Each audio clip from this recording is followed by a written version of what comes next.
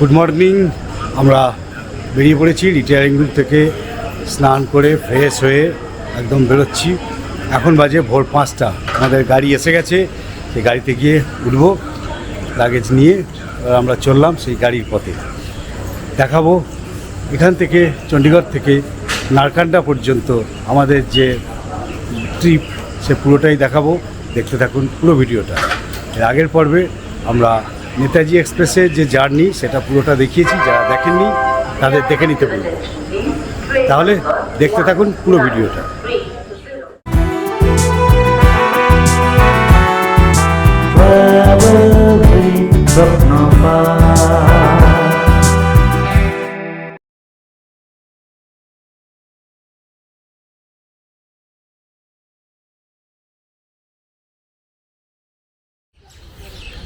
আমরা গাড়ির কাছে চলে এসেছি, আর গাড়িতে এবার মালপত্র উঠবে।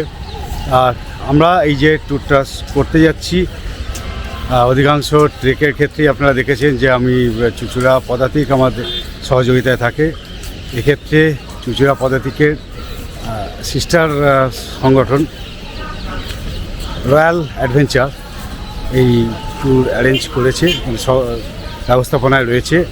আর আমরা যখন আদি কৈলাস গিয়েছিলাম তখন আমাদের যে টিম লিডার ছিল কৃষ্ণ, এখানেও সেই কৃষ্ণ রয়েছে। এই আমাদের এই কৃষ্ণই হচ্ছে এখন ব্যবস্থাপনায় থাকবে, আমাদেরকে দিশা দেখাবে।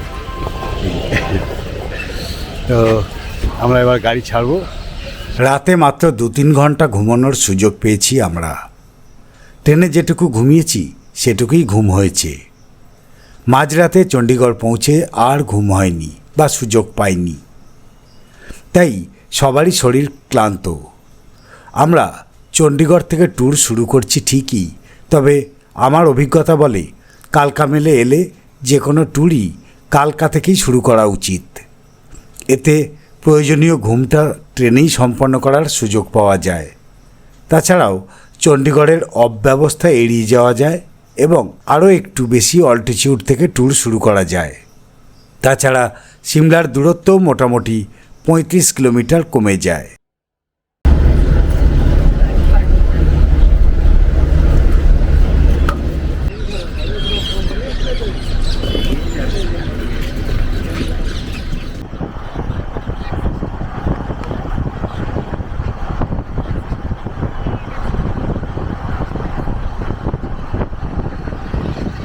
আমরা হরিয়ানার উপর দিয়ে যাচ্ছি এখন। এই রুটে প্রচুর সিগন্যাল খেতে হয় এবং সল্ট লেকের মতো একটা প্যাটার্ন, ডান দিক থেকে বাঁ দিক থেকে সবসময়ের জন্য মোটামুটিভাবে 3-4খানা করে ক্রসিং। এটা চলবে এখন বেশ কিছুক্ষণ ধরে, এটা চলবে। আর ক্রসিং মানে সিগন্যাল খেতে খেতে যাওয়া। যখন এই জায়গাটা পেরিয়ে যাব, তারপর থেকে শহরের বাইরে যখন বেরিয়ে যাব, তারপর থেকে একদম একটানা গাড়ি চলবে। চণ্ডীগড় ভারতের প্রথম ও অন্যতম সফল পরিকল্পিত আধুনিক শহর। এটি একই সঙ্গে পাঞ্জাব ও হরিয়ানা রাজ্যের রাজধানী এবং একটি স্বতন্ত্র কেন্দ্রশাসিত অঞ্চল। এটি তার চমৎকার নগর পরিকল্পনা, বিশ্বমানের স্থাপত্য এবং সবুজ পরিবেশের জন্য বিশ্বজুড়ে সুপরিচিত। শহরের উপকণ্ঠে অবস্থিত ঐতিহাসিক চণ্ডী মন্দির থেকে এই শহরের নামকরণ করা হয়েছে। চণ্ডী অর্থাৎ শক্তির দেবী দুর্গা এবং গড় অর্থাৎ দুর্গ, এই দুই শব্দের সমন্বয়ে চণ্ডীগড় বা চণ্ডীর গড় নামের উৎপত্তি হয়েছে। 1947 সালে ভারত বিভাগের পর পাঞ্জাবের পূর্বতন রাজধানী লাহোর পাকিস্তানের অন্তর্ভুক্ত হয়। তখন ভারতের পূর্ব পাঞ্জাবের জন্য একটি নতুন রাজধানীর প্রয়োজনীয়তা দেখা দেয়। 1953 সালে ভারতের তৎকালীন প্রধানমন্ত্রী জওহরলাল নেহেরুর স্বপ্নের প্রকল্প হিসাবে এই শহরের ভিত্তিপ্রস্তর স্থাপন করা হয়। সুইজারল্যান্ডের বিখ্যাত স্থপতি লে কর্বুসিয়ে এই চণ্ডীগড়ের প্রধান নকশাকার ছিলেন।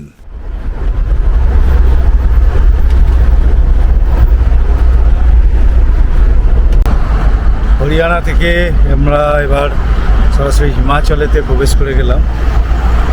উচ্চতা একটু একটু করে এবার বাড়তে শুরু করবে, আর চারপাশে পাহাড়ও দেখা যাচ্ছে।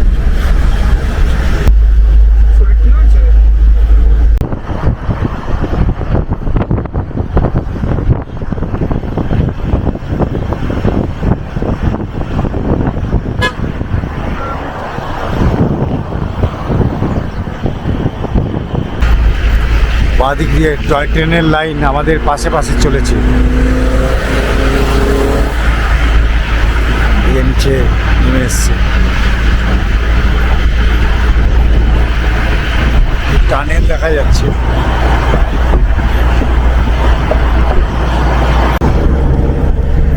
আমরা চণ্ডীগড় থেকে স্টার্ট করেছি। চণ্ডীগড়ের উচ্চতা 1000 ফুটের মতো, 1000 ফুটের একটু বেশি। আমরা যাব নারকান্ডা। এই 1000 ফুট থেকে আমরা উঠবো একদম 8000 ফুট উচ্চতা। নারকান্ডার উচ্চতা 8000 সামথিং। তো আজকে আমরা প্রায় 7000, অ্যাপ্রক্স 7000 ফুটের মতো উচ্চতা গেইন করব। আর আমাদের পাশ দিয়ে তো টয় ট্রেনের লাইন যাচ্ছে। এর আগে আমি যখন সিমলা মানালি ট্যুর দেখিয়েছিলাম, কভার করেছিলাম, সেইখানে কিন্তু টয় ট্রেনে করে গিয়েছিলাম এবং টয় ট্রেনের জার্নিটা আপনাদেরকে দেখিয়েছিলাম।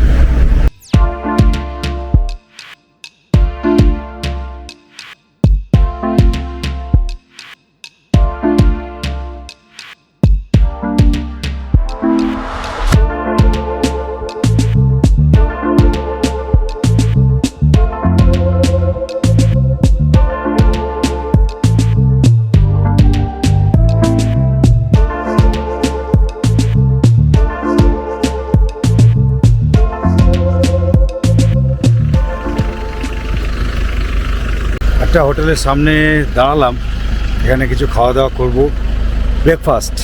আর এখন বাজে 8টা। সবাই একে একে নেমে আসছেন গাড়ি থেকে। দেখি হোটেলে গিয়ে কি ব্রেকফাস্ট পাওয়া যায়।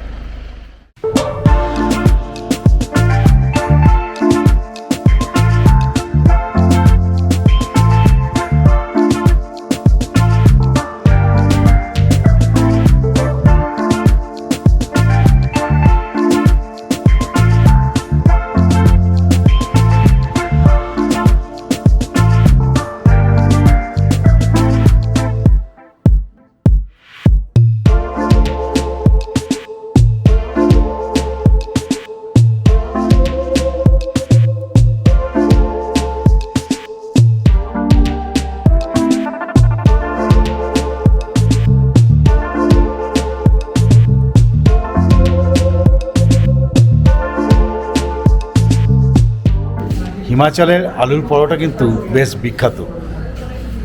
এখানে খুব সুন্দর আলুর পরোটা করে এবং দারুণ টেস্ট, দারুণ। আমি আগেও খেয়েছি, এবারে অর্ডার দেওয়া হয়েছে।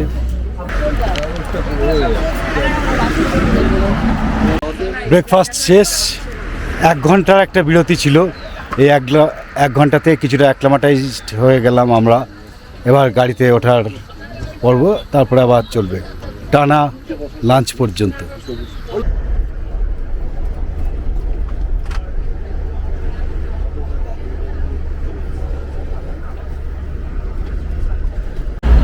সিমলা শহরের মধ্যে দিয়ে যাচ্ছি। এখান থেকে অফিসিয়ালি সিমলা শহর যেটা, সেটা 7 কিলোমিটার দূরে।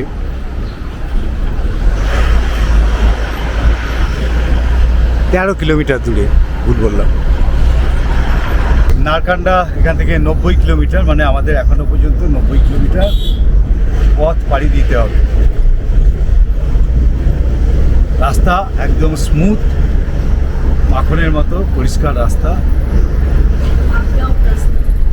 আপ ডাউন অবশ্যই আছে, পাহাড়ি রাস্তা এটা থাকবেই। সিমলা হিমাচল প্রদেশের রাজধানী ও বৃহত্তম শহর। সমুদ্রপৃষ্ঠ থেকে প্রায় 7200 ফুট উঁচুতে অবস্থিত।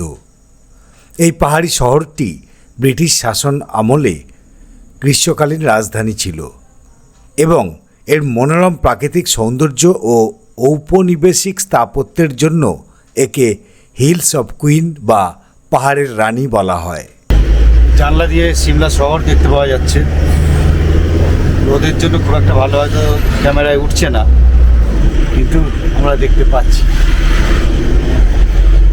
আগামী অক্টোবর মাসে আমি হিমাচলে আবার আসব, তখন সিমলা ভালোভাবে ঘুরে দেখব। চাইলে আপনারাও আসতে পারেন আমার সাথে।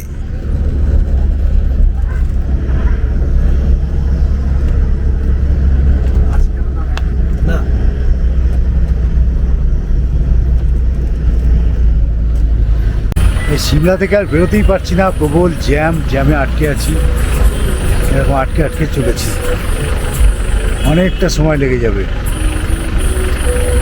আর 65 কিলোমিটারের মতো বাকি আছে নারকান্ডা, কিন্তু এই যে আমরা নারকান্ডার দিকে বেঁকে গেলাম আর সিমলা ডান দিকে রয়ে গেল, টানেলে ঢুকে পড়লাম।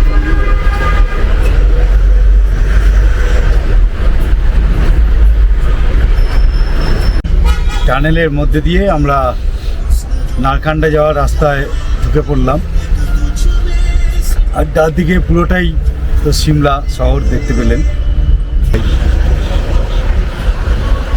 সিমলার মধ্যে এখনো আছি।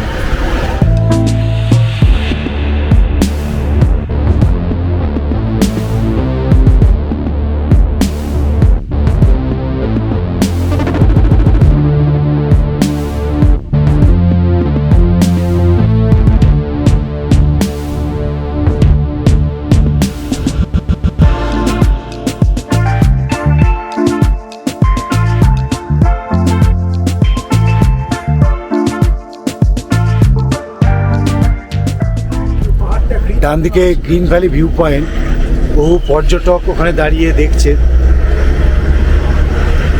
বিশেষ কিছুই নেই এখানে, এই যে যা দেখতে পাওয়া যাচ্ছে এরকম। গ্রিন ভ্যালি ভিউ পয়েন্টকে পাশ কাটিয়ে আমরা চলে যাচ্ছি। সবাই এখানেতে দাঁড়ায়, যারা সিমলা ট্যুরে আসেন তাদের এই জায়গাটাকে একটা টুরিস্ট স্পট হিসাবে দেখানো হয়। আসলে তেমন কিছুই নেই এখানে, পাহাড়ের গায়ে প্রচুর পরিমাণ পাইন গাছ রয়েছে, এটাই। আমি এর আগে যে সিমলা ট্যুর করেছিলাম সেইখানে এটা দেখিয়েছিলাম।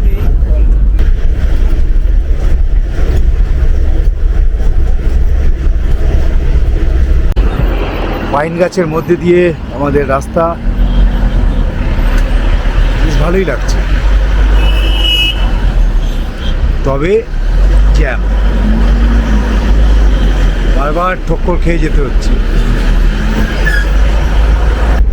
আমরা কুফরি চলে এসেছি, কুফরি পাশ দিয়ে আমরা যাব, কুফরিতে আমরা যাচ্ছি না। যারা কুফরি বেড়াতে যান অনেকের মতেই সেখানে সেভাবে কিছুই নেই, তো আমি তার মধ্যে যাচ্ছি না, কি আছে না কি নেই এই বিষয়টার মধ্যে আমি যাচ্ছি না। তো বিষয় হচ্ছে যে গাড়ি ওখানেতে নামিয়ে দেয় এবং তারপরে ঘোড়ায় চড়ে যেতে হয়। কুফরি হচ্ছে কুফরি থেকে আমরা এবার পেরিয়ে যাচ্ছি।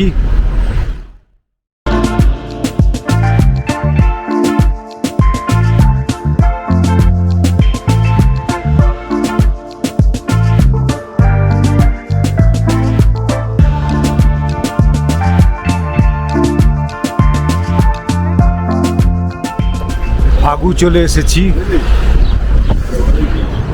এখানে অনেকে এসে দু একদিন কাটিয়ে যান, সুন্দর ল্যান্ডস্কেপ, এই আর কি।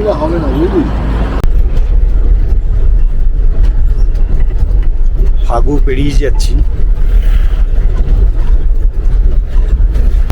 অনেকেই এই ফাগুতে এসে চুপচাপ একটা দিন কাটিয়ে যান, বিশ্রাম। সামনে একটা ল্যান্ডস্কেপ রয়েছে, সেই ল্যান্ডস্কেপ দেখেন, চুপচাপ বসে হোটেলেতে কাটিয়ে দেন। ভালো জায়গা, সেই রকম টাইপের যদি সময় কাটাতে হয় তার জন্য। ওই উপরের দিকে সব আপেল গাছ নেট দিয়ে চাপা দেওয়া আছে। গল্পায় যখন যাব প্রচুর আপেল পাবো, আপেলের অভয়ারণ্য বলতে পারা যায়, তো ওখানেতে আরও দেখাতে পারবো। এখন তো ছোট ছোট আপেল, ফুলের মতোই হবে, কাঁচা।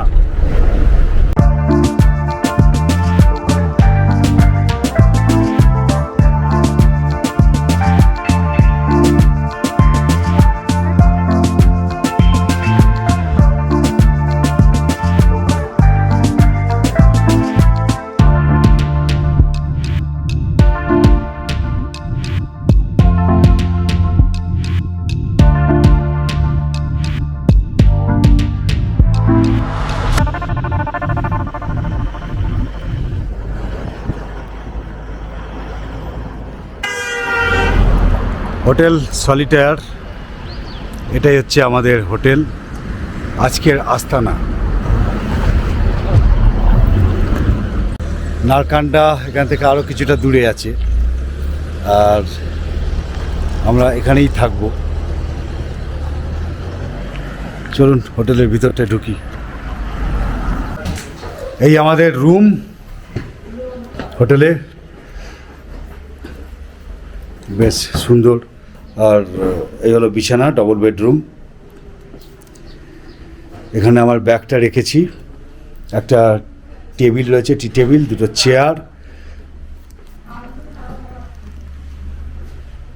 আর বাইরেটা একটুখানি দেখিয়ে দিই। এই দেখুন কত আপেলের চাষ হয়েছে। এই হচ্ছে বাইরেটা, এই যে আপেলের চাষ, সুন্দর দেখা যাচ্ছে। একটা টিভি রয়েছে, চলবে কিনা আমি জানি না, কিন্তু রয়েছে। এবার এখানে একটা ড্রেসিং টেবিল, ওয়ার্ড্রোব, সব কিছুই তো রয়েছে দেখতে পাচ্ছি। বাথরুমটা একটু দেখিয়ে নিই। বাথরুমে রয়েছে বেসিন, আয়না, টাওয়েল রাখার জায়গা, আর কোমোড আছে, আর শাওয়ার আছে, হ্যান্ড শাওয়ার, আর গিজার আছে। এই তাহলে এই তো রুম দেখিয়ে দিলাম। এবার অনেক কিছু কাজ রয়েছে, খাওয়া দাওয়ার ব্যাপারগুলো আগে মেটানো দরকার আছে, এসবগুলোকে একটু মিটিয়ে দিই, তারপরে আবার ফিরে আসছি, একটু ফ্রেশ হয়ে নিই। ওয়েদার ক্লাইমেট কোন জায়গায় গিয়ে পৌঁছেছে, পাখা চলছে এখানে রিসেপশনে। এই হচ্ছে আমাদের ডাইনিং, খাবারের অর্ডার দিয়েছি।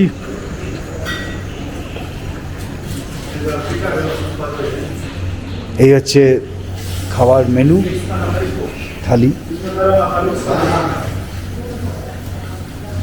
এখানে আছে জিরা রাইস, একটা মিক্স ভেজ, এটা ডাল মাখনি আছে, স্যালাড আছে, আর এটা হচ্ছে পনির, তার সাথে আছে পাঁপড়। এই আর রয়েছে রুটি। এই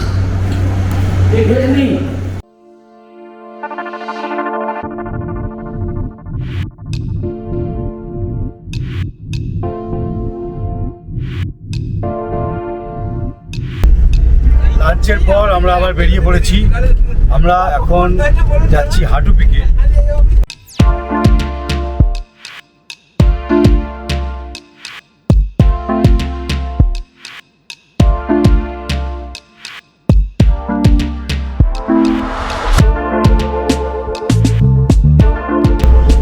নারকান্ডা এসে গেলাম।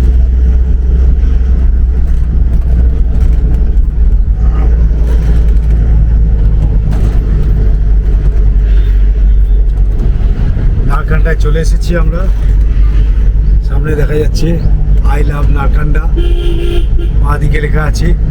আর এই নারকান্ডার নিচের দিকে যে মন্দিরটা আছে, শিব মন্দির, সেই মন্দির। Narkanda market place.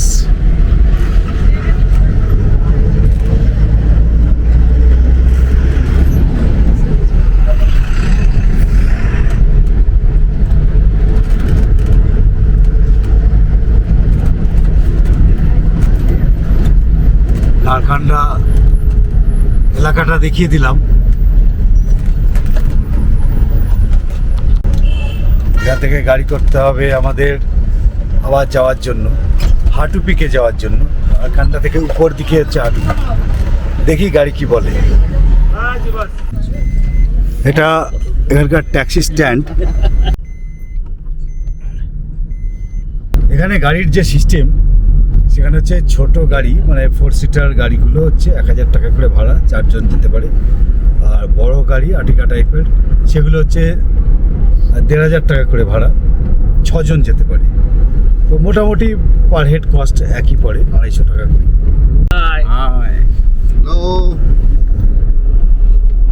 আস্তে আস্তে আমরা আরও উপরে উঠছি। এখানে বড় গাড়ি যেতে দেয় না, ইউনিয়নের ব্যাপার আছে।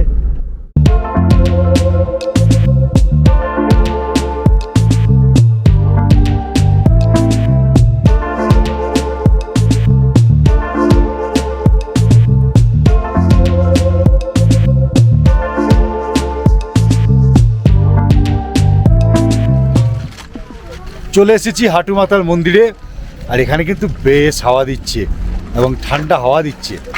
গাড়িতে বসে আসছিলাম, এখনও পর্যন্ত শীতল স্পর্শ এই প্রথমবারই পেলাম। তাও এতটা উঁচুতে এসে প্রায় 10,000 ফুট হাইটে আছি আমরা। পরে দেখিয়ে দিচ্ছি, বোর্ড আছে, একদম দেখিয়ে দেবো। আগে উইন্ড চিটারটা গায়ে দিই, এটা হবে আমি জানতাম, সেটার জন্যই সব বোচকা বেঁধে নিয়ে এসেছি। দাদাদেরকেও বলেছিলাম, এনারাও নিয়ে এসছেন, একদম রেডি হচ্ছে। এই যে হাঁটু মাথা রাস্তা থেকে দেখতে পাওয়া যাচ্ছে, উঠবো ওখানেতে যাব, ওখানেই যাচ্ছি মেনলি। ওই জায়গাটা বেশ সুন্দর।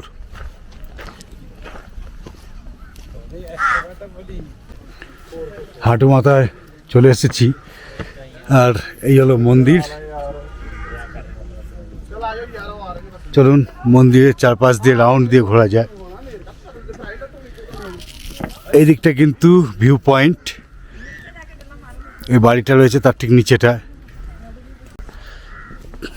এই বসার চেয়ার করে রাখা আছে, এখানেতে আপনি বসতে পারেন। হাঁটতে হাঁটতে যদি হাঁপিয়ে যান, যদি কোমরে ব্যথা করে, পা ব্যথা করে, এই চেয়ারগুলোতে আপনি বসতেই পারেন। আবার যদি হানিমুন কাপল আসেন, তাহলে এখানে বসে একটু গল্পও করতে পারেন। আর যদি পুরনো কাপল আসেন, তারাও একটু ঝালিয়ে নিতে পারেন। আখরোট কাঠের মন্দির দেখুন, এই হাঁটু মাতা মন্দির। আর এখানে মানুষের প্রার্থনা করে বা চাহিদার জন্য, মনোবাসনার জন্য এই সমস্ত চেলি বেঁধে রেখে গেছে।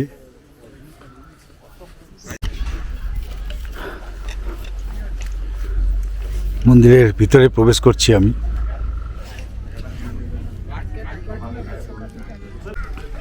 আমি মন্দিরের ভিতরে ঢুকতে গেছিলাম, তো আমাকে নিষেধ করলেন পুরোহিত মশাই যে ভিতরের ছবি নেবেন না।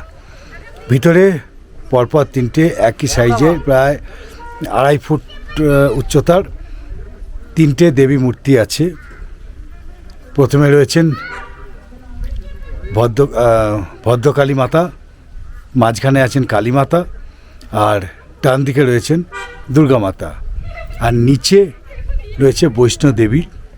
সেই তাকেই বলা হয় এখানেতে পিণ্ডিরূপী, পিণ্ডি মাতা। আর এখানে যে বলছিলাম যে কারুকার্য, একটু বাইরে থেকে আপনাদের দেখাই, যেটুকু দেখাতে পারবো। কাঁচ রয়েছে, কাঁচ দিয়ে এখন সব ঘিরে দিয়েছে বাইরে থেকে। এটা মন্দিরের ভিতরের অংশে রয়েছে, দেখুন।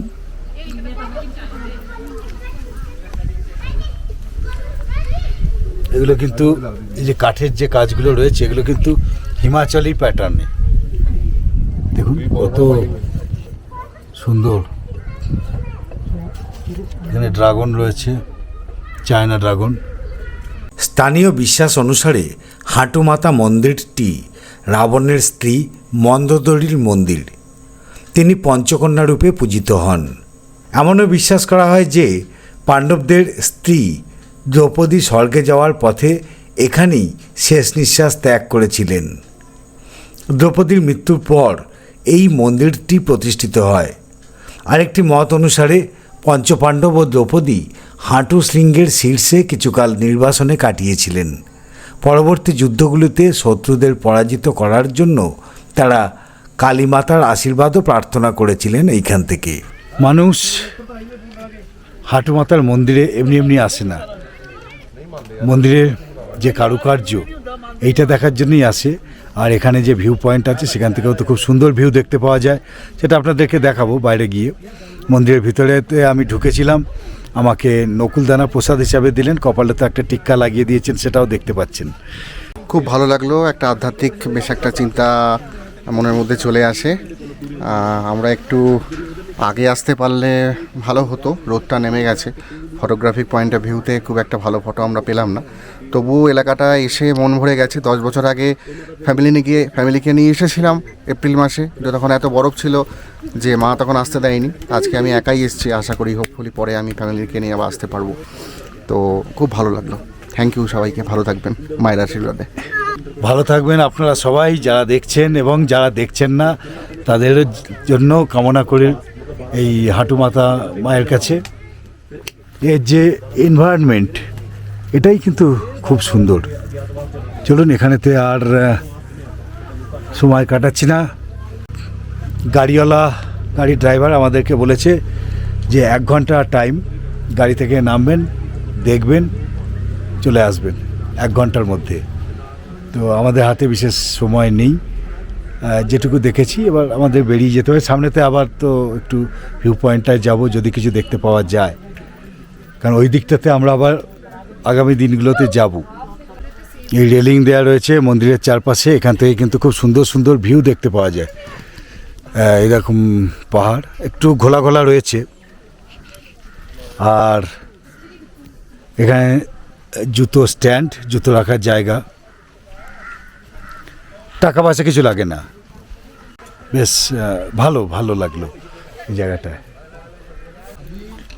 মন্দির থেকে বেরিয়ে যাচ্ছি, এবার ডান দিকে যে ভিউ পয়েন্টটা আছে সেটাকে দেখবো, ওই দিকে যাই।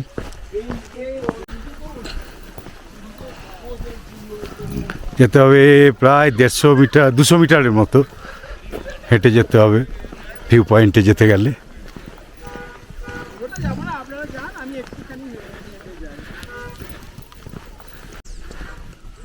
এই যে এখানেতে একদম পরিষ্কার লেখা আছে হাঁটু পিক হাইট 3400 মিটারস, মানে 11,152 ফুট উচ্চতায় আমরা রয়েছি। আশা করি দেখতে পাচ্ছেন। আর একটু কাছ থেকে দেখালাম।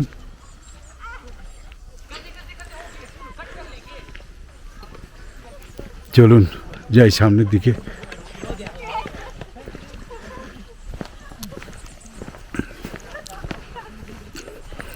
এই ডান দিকটায় কিন্তু প্রচুর গাছপালা রয়েছে, বেশ ভালো লাগছে দেখতে, সুন্দর।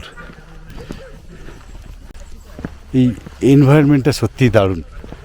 এখানে এসে একটু বসে থাকা, গল্প করা, খানিকটা সময় কাটানো, একদম আদর্শ পরিবেশ। ভিউ পয়েন্ট থেকে যে দৃশ্য আমরা দেখতে পাচ্ছি, এই হচ্ছে সেইটা। দূরে মেঘে ঢেকে রয়েছে, ওই জায়গাগুলোয় কিন্তু স্নোপিক দেখতে পাওয়া যায়।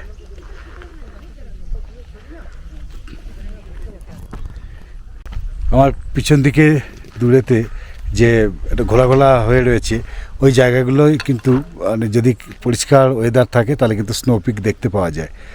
আমরা এর আগের বারে যখন এসেছিলাম অক্টোবর মাসে, তখন কিন্তু আমরা দেখেছিলাম। আর আমরা কিন্তু মোটামুটি ওই দিকটা করেই যাব পরবর্তী দিনগুলোতে। এবার একটু উপর দিকে ওঠা যায়, আর একটু উপর দিকে ওঠা যায়, একই দৃশ্য দেখতে পাওয়া যাবে, শুধু উচ্চতাটা একটু বাড়বে, অ্যাঙ্গেলটা একটু চেঞ্জ হবে।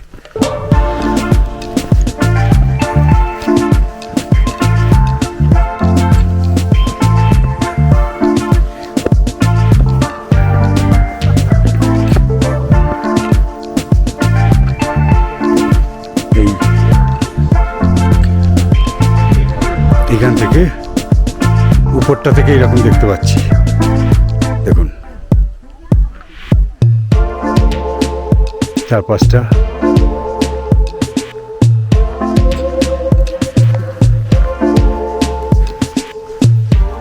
ওই যে দূরে হাঁটুমাথা মন্দির।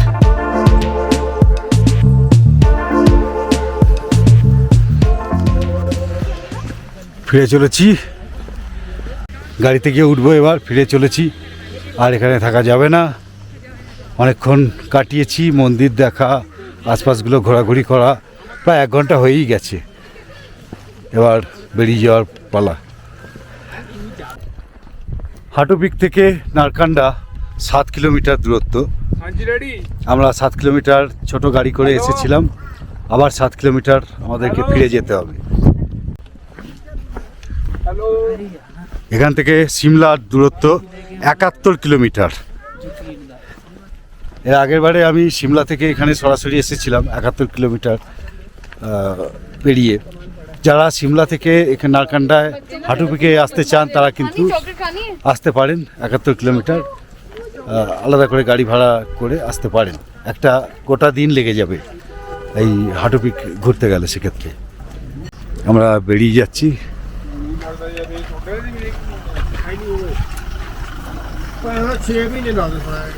আমাদের গাড়ি দাঁড়িয়ে আছে এদিকে।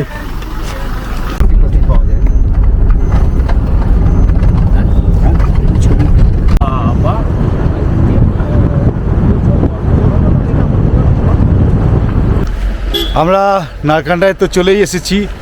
এসে একটু পায়ে হেঁটে বাজারটাকে একটু দেখবো, নারকান্ডাটাকে একটু দেখবো। রোদ আছে, আলো আছে, একটু দেখে নিই, ঘুরে ঘাড়ে চাটা খেয়ে নিই এখানেতে একটু।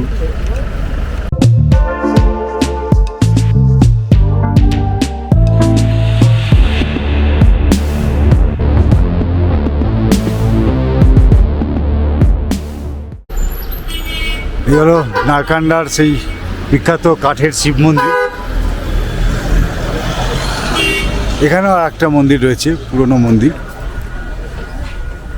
এই যে দেখুন। আর এই হচ্ছে মার্কেট প্লেস। এই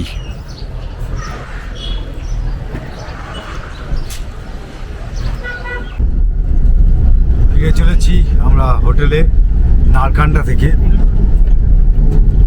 নারকান্ডা থেকে একটু নিচের দিকে হচ্ছে আমাদের হোটেলটা।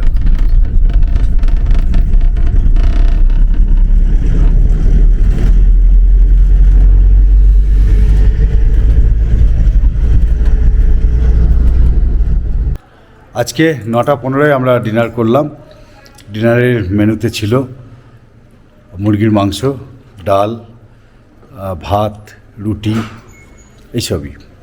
আর রান্না একদম সিম্পলি করা হয়েছিল, খুব একটা যে রিচ সেটাও নয়, ভালোই করেছিল। তো আমরা তো খাওয়া দাওয়া করেছি, দাদারা খাওয়া দাওয়া করছেন এখনও। সবাই আজকে ক্লান্ত, খাওয়া দাওয়া শেষ পর্যায়ে। এবার যত তাড়াতাড়ি সম্ভব শুয়ে পড়তে হবে আমাদের। আর কালকে তো সকালবেলা উঠতে হবে। কালকে 7:45 থেকে 8টার মধ্যে ব্রেকফাস্ট দিয়ে দেওয়ার কথা আছে, এবং ব্রেকফাস্টের জন্য বলেছি আলুর তরকারি আর রুটি। জার্নি আছে অনেকটাই, তেলের খাওয়া দাওয়া একদম বন্ধ। শ্রীখণ্ড কৈলাস দেখা যাচ্ছে যেতে যেতে।